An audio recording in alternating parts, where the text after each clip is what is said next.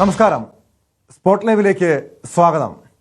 കേരളത്തിൽ ഈ സമീപകാലത്ത് പുറത്തു വന്ന പല വാർത്തകളും കേൾക്കുമ്പോൾ മാതാപിതാക്കളെ സംബന്ധിച്ച് ആശങ്ക ഉണ്ടാകുന്നുണ്ട്. നമ്മുടെയൊക്കെ കൊച്ചു കുഞ്ഞുങ്ങൾ പോലും ലഹരിക്ക് അടിമകളാകുന്ന കാഴ്ച. കൊച്ചിയിൽ 10 വയസ്സുള്ള സഹോദരിക്ക് MDMA നൽകിയത് 12 വയസ്സുള്ള സഹോദരനാണ്. ലഹരിക്ക് അടിമയായിരുന്ന 12 വയസ്സുകാരൻ രാത്രിയിൽ വീട്ടുകാർ ഉറങ്ങുമ്പോഴാണ് ലഹരി ഉപയോഗത്തിനായി പുറത്തുപോയിരുന്നത്. വീട്ടിൽ നിന്നും 3 ലക്ഷം രൂപ ഈ കുട്ടി മോഷ്ടിച്ചതായും കണ്ടെത്തിയിട്ടുണ്ട്. ആജ്ഞ രവീന്ദ്രൻ ചേരുന്നു വിവരങ്ങളുമായി. ആജ്ഞ, ഏതാനും ദിവസങ്ങൾക്ക് മുൻപാണ് കൊച്ചിയിൽ ലഹരിക്കടിമയായ ഒരു 15 വയസ്സ് 16 വയസ്സ് മാത്രം പ്രായമുള്ള ഒരു കുട്ടി തൻ്റെ ഇളയ സഹോദരിയെ ലൈംഗികമായി ചൂഷണം ചെയ്തതായിട്ടുള്ളൊരു വാർത്ത പുറത്തു വന്നത്. ഇപ്പോൾ ഒരു 12 വയസ്സുള്ള കുട്ടി 10 വയസ്സുള്ള സഹോദരിക്ക് MDMA നൽകിയെന്നും വീട്ടിൽ നിന്ന് ഈ ലഹരി വാങ്ങുന്നതിനായി ലക്ഷങ്ങളോളം തുക മോഷ്ടിച്ചുവെന്നും കണ്ടെത്താൻ കഴിഞ്ഞിട്ടുണ്ട്. ഇതുമായി ബന്ധപ്പെട്ട ചില അവിശ്വസനീയമായ കഥകളാണ്. കാരണം നമ്മുടെയൊക്കെ പല വീടുകളിലും കുഞ്ഞുങ്ങളെ കുട്ടികളാണ് എന്ന ഒരു കാഴ്ചപ്പാടോടുകൂടി കാണുന്നു. പക്ഷേ അവരുടെയൊക്കെ മാനസികാവസ്ഥ മാറുന്നു, ലഹരി ഉപയോഗിക്കുന്നു, അക്രമ സ്വഭാവത്തിലേക്ക് വഴിമാറുന്ന സാഹചര്യം. ഇതെങ്ങനെയാണ് ഈ കൊച്ചിയിൽ ഈ 12കാരൻ സഹോദരിക്ക് ലഹരി നൽകിയതായും ഈ കുട്ടി ലഹരിക്ക് അടിമയാണെന്നും എങ്ങനെയാണ് മനസ്സിലാക്കാൻ കഴിഞ്ഞത്? ടോം, വീട്ടിൽ നിന്നും പലതവണയായിട്ട് 3 ലക്ഷം രൂപ കളവ് പോയിരുന്നു എന്നാണ് വീട്ടുകാര് പറയുന്നത്. അത്തരത്തിൽ അതുമായി ബന്ധപ്പെട്ടുള്ള അന്വേഷണത്തിന്റെ ഭാഗമായിട്ടാണ് കുട്ടി ഒരു ദിവസം രാത്രി കുട്ടിയെ കാണാതാവുകയും നെടുമ്പാശ്ശേരി ഭാഗത്തുനിന്നും കുട്ടിയെ കണ്ടെത്തുകയും ചെയ്തത്.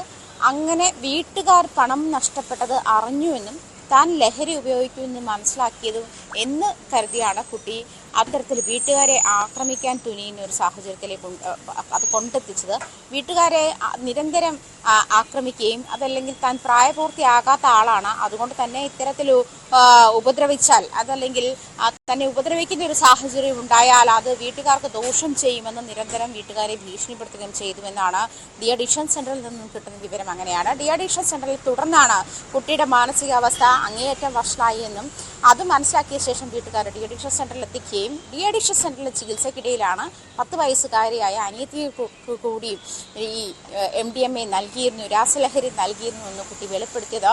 എന്തായാലും രണ്ടുപേരും, അതായത് സഹോദരനും സഹോദരിയും ഇപ്പോൾ ഡി അഡിക്ഷൻ സെന്ററിൽ ചികിത്സയിലാണ്. എളമക്കര പോലീസ് സ്റ്റേഷന്റെ പരിധിയിലാണ് സംഭവം. എളമക്കര പോലീസ് സ്റ്റേഷനിൽ നിന്ന് ഇത്തരത്തിലുള്ള കേസുകൾ, അതായത് അതിന്റെ പരിധിയിൽ ഇത്തരത്തിലുള്ള കേസുകൾ നിരവധി കേസുകൾ ഇത്തരത്തിൽ റിപ്പോർട്ട് ചെയ്യപ്പെടുന്നുണ്ട് എന്നാണ് മനസ്സിലാക്കാൻ കഴിയുന്നത്. പക്ഷേ എളമക്കര പോലീസ് ഈ കേസുമായി ബന്ധപ്പെട്ടുള്ള ഡീറ്റെയിൽസ് CWCക്ക് കൈമാറിയിട്ടില്ല എന്നാണ് ആരോപണം. അത് ഡി അഡിക്ഷൻ സെന്ററിൽ നിന്നും ഉള്ള കിട്ടിയ വിവരമാണ്. അങ്ങനെയാണ് അവിടെ നിന്നും മനസ്സിലാക്കാൻ കഴിയുന്നത്. എന്തായാലും ടോം സൂചിപ്പിച്ചതുപോലെ ലഹരിക്ക് വേണ്ടി വല വിരിച്ചിരിക്കുന്നത് കുട്ടികളെ ലക്ഷ്യമിട്ടാണ് അല്ലെങ്കിൽ കൗമാരക്കാരെ ലക്ഷ്യമിട്ടാണ് എന്നുള്ള ഞെട്ടിക്കുന്ന വിവരമാണ് ഓരോ ദിവസവും പുറത്തു വരുന്നത്.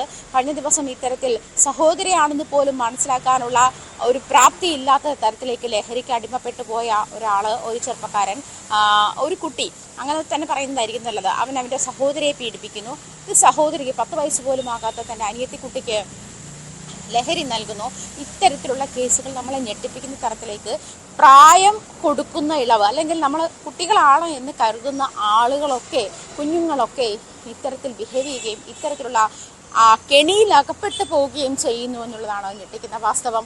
കഴിഞ്ഞ കുറേ ദിവസങ്ങളായി കേരളത്തിൽ അങ്ങോളം ഇങ്ങോളം റിപ്പോർട്ട് ചെയ്യപ്പെട്ട ലഹരി കേസുകൾ, അല്ലെങ്കിൽ ലഹരിയുമായി ബന്ധപ്പെട്ട് ലഹരിക്ക് അടിമയായ ശേഷം നടത്തിയ ക്രിമിനൽ കേസുകളിലേക്ക് വന്നവർ, കൊലപാതക കേസുകളിലേക്ക് വന്നവർ, ഇവരുടെയൊക്കെ കണക്ക് പരിശോധിക്കുമ്പോഴും കേരളത്തിൽ അങ്ങോളം ഇങ്ങോളം ലഹരിക്ക് അടിമകളായി മാറുകയാണ്. യൂത്ത് എന്ന് പറയുന്നതിനേക്കാൾ അഡോളസൻസ് ഏജിലുള്ള ആളുകളാണ്, കുഞ്ഞുങ്ങളാണ് ഇതിലേക്ക് വഴുതി വീഴുന്നത്.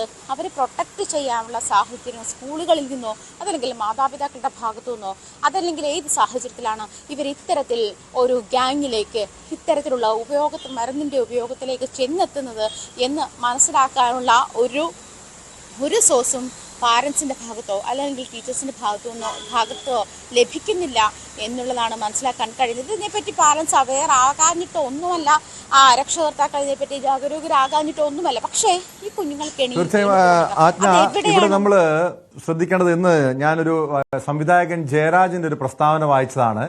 അതായത് നമ്മുടെ കുട്ടികൾ അക്രമ സ്വഭാവത്തിലേക്കും ലഹരിക്കും ഒക്കെ അടിമകളാകുന്നുണ്ടെങ്കിൽ അതിനെ സിനിമയൊക്കെ കുറ്റം പറയുന്നവർ ആദ്യം എന്തുകൊണ്ടാണ് ആ കുടുംബത്തിലെ സാഹചര്യം മനസ്സിലാക്കാത്തത്? കാരണം മാതാപിതാക്കളുടെ ഭാഗത്ത് ഒരു ഗുരുതരമായിട്ടുള്ള വീഴ്ച ഉണ്ടാകുന്നില്ലേ എന്ന് സിനിമാ പ്രവർത്തകർ, സംവിധായകർ ഉൾപ്പെടെ ചോദിക്കുന്നുണ്ട്. കാരണം ഇവിടെ നമ്മൾ ഈ കൊച്ചിയിലെ സംഭവം പരിശോധിച്ചു കഴിഞ്ഞാലും രാത്രിയിൽ മാതാപിതാക്കൾ ഉറങ്ങുന്ന സമയത്ത് സൈക്കിളും എടുത്ത് ഈ 12 വയസ്സുകാരൻ വീടിന് പുറത്തേക്ക് പോകുന്നു.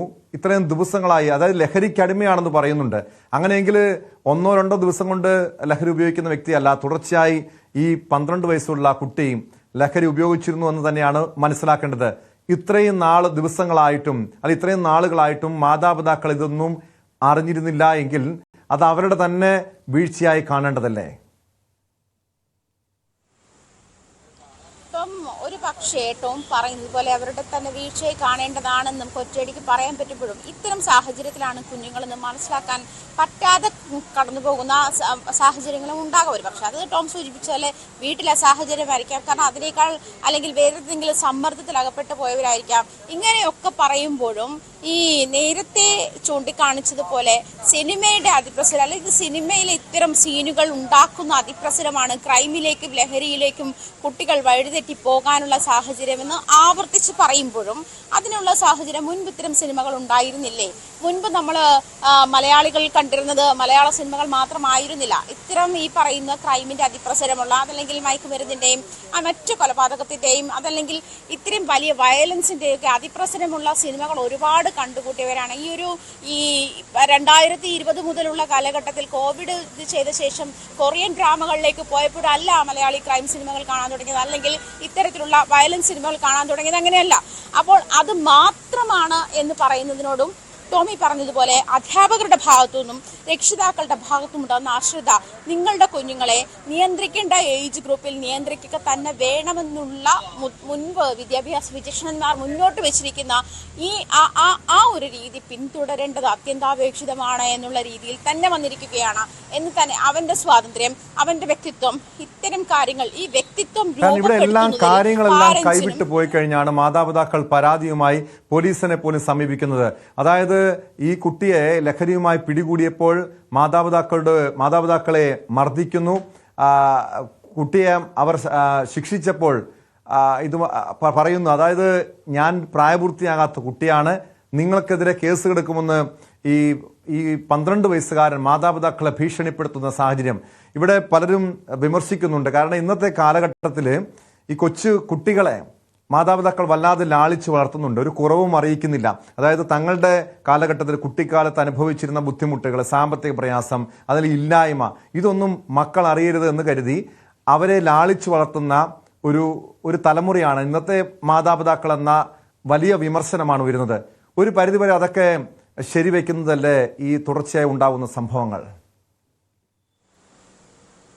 തീർച്ചയായിട്ടും ടോം, കാരണം അതൊരു നല്ല നിരീക്ഷണമാണ്. കാരണം ഈ പറയുന്നത് പോലെ കയ്യിൽ പണം എത്തുന്നതിൻ്റെ ധാരാളിത്തം, ഈ പൈസ എങ്ങനെ ചെലവാക്കണമെന്ന് അറിയാത്തത്, അതല്ലെങ്കിൽ പൈസ എങ്ങനെ ഉണ്ടാകുന്നു, പൈസയുടെ മൂല്യം എന്താണ്, അത് ചെലവഴിക്കേണ്ട രീതികൾ എന്തൊക്കെയാണ്, ഇതൊക്കെ കുഞ്ഞുങ്ങളെ പാരൻസ് പഠിപ്പിച്ചേ പറ്റൂ എന്നുള്ളൊരു സാഹചര്യം ഉണ്ടായിരിക്കുമ്പോഴും ടോം സൂചിപ്പിച്ചതുപോലെ തങ്ങൾ കടന്നുപോയിട്ടുള്ള കഷ്ടതകൾ അല്ലെങ്കിൽ അത്തരം സാഹചര്യങ്ങളൊക്കെ തങ്ങളുടെ കുഞ്ഞുങ്ങൾക്കുണ്ടാകരുത് എന്നുള്ള ഒരു മെസ്സേജ് കൊടുത്ത് അവരെ ലാളിച്ച് വളർത്തുമ്പോഴും കുഞ്ഞുങ്ങൾ വഴിതെറ്റുമ്പോൾ അല്ലെ കുഞ്ഞുങ്ങളുടെ സ്വഭാവ രീതി മാറുമ്പോൾ അത് തിരിച്ചറിയാനുള്ള കപ്പാസിറ്റി പാരൻസിനും ഉണ്ടാക്കണം. അതുപോലെ ഈ പറയുന്ന ടീച്ചേഴ്സും ഉണ്ടാകുക. അവരാരുടെ നിയന്ത്രണത്തിലാണ്, ആരുടെ നിരീക്ഷണത്തിലാണ് എന്നുള്ള ഒരു സാഹചര്യം കൂടി കണക്കിലെടുക്കേണ്ടതുണ്ട്. ടോം സൂചിപ്പിച്ചത് അങ്ങേയറ്റം ശരിയാണ്. കാരണം ഈ പറയുന്നത് ലാളിത്യം കൂടിപ്പോയത് കൊണ്ടും പിന്നെ ശിക്ഷാ നടപടികൾ പണ്ടൊക്കെ സ്കൂളുകളിൽ തല്ലിയിരുന്നു, ടീച്ചർ ശിക്ഷിക്കും, ടീച്ചർ തല്ലും, ഈ കാരണങ്ങളൊക്കെ മുതലെടുക്കുമ്പോഴും ഇപ്പോൾ ഈ കുട്ടി മുതലെടുത്തിരിക്കുന്നതും ആ ഒരു സാഹചര്യമാണ്. ഞാൻ പ്രായപൂർത്തിയാകാത്ത ആളാണ്, അത് എന്നെ നേരെ ശിക്ഷാ നടപടികൾ ഉണ്ടായാൽ രക്ഷിതാക്കളെ കൊടുക്കുന്ന തരത്തിലേക്ക് അത്തരത്തിലുള്ള ഭീഷണികൾ മുന്നോട്ട് വെച്ചുകൊണ്ട് തന്നെയാണ് ഈ കുട്ടിയും ഇതിനെ മുതലെടുത്തിരിക്കുന്നത്. അങ്ങനെയാണ് നമ്മൾ പറയും, തല്ല് ദുർബലിനെ നേരെ പ്രയോഗിക്കുന്ന ഒരു മെസ്സേജ്, അത് അത്തരത്തിലൊരു മെസ്സേജ് പുതിയ തലമുറയ്ക്ക് കൊടുക്കാൻ പാടില്ല എന്ന് പറയുമ്പോഴും അതേസമയം നമ്മുടെ വിദ്യാഭ്യാസ രീതിയിൽ ഒരു ഘട്ടം കഴിഞ്ഞാൽ, അതായത് ഒരു +1 +2 അതല്ലെങ്കിൽ ഡിഗ്രി തലത്തിലുള്ള കുട്ടികളെ ഒന്നും അധ്യാപകർ തല്ലാറില്ല. കാരണം അവരുടെ വ്യക്തിത്വത്തെ മാനിക്കേണ്ട ഒരു പ്രായമായി. തന്നോളം വളർന്നാൽ താനെന്ന് വിളിക്കണമെന്ന് പണ്ടുള്ളവർ പറയും. ആ ഒരു ഏജ് ഗ്രൂപ്പിലായിട്ടുണ്ട് അവരെന്നുള്ള ബോധം പണ്ട് നമ്മൾ ചെയ്തിരുന്നു. തുടർന്നു പോകുന്ന വിദ്യാഭ്യാസ രീതിക്കൊക്കെ ആ ഒരു കൺസേൺ ഉണ്ടായിരുന്നു. ആ കൺസേൺ ഇല്ലാതായത് ഈ ശിക്ഷാ നടപടികൾ അതൊക്കെ തിരിച്ചു വരണമെന്ന് നിരന്തരം ആവശ്യം ഉയരുന്നുണ്ട്. അത്തരം ചർച്ചകൾ നടക്കുന്നുണ്ട്.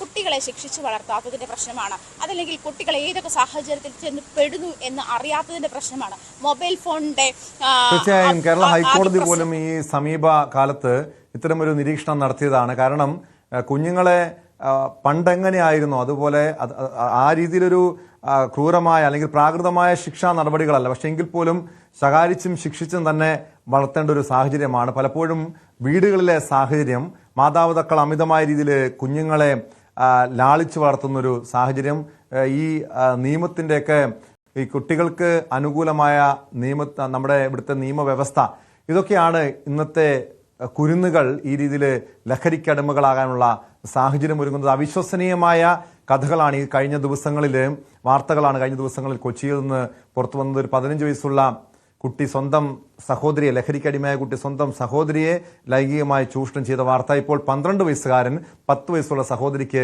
MDMA നൽകിയെന്ന വാർത്ത. എന്തായാലും ഏറെ ഗൗരവത്തോടെയാണ് നമ്മുടെ പോലീസും എക്സൈസും ഭരണകൂടവും കുടുംബങ്ങളും സമൂഹവും ഒക്കെ ഈ വിഷയത്തെ കാണേണ്ടത്.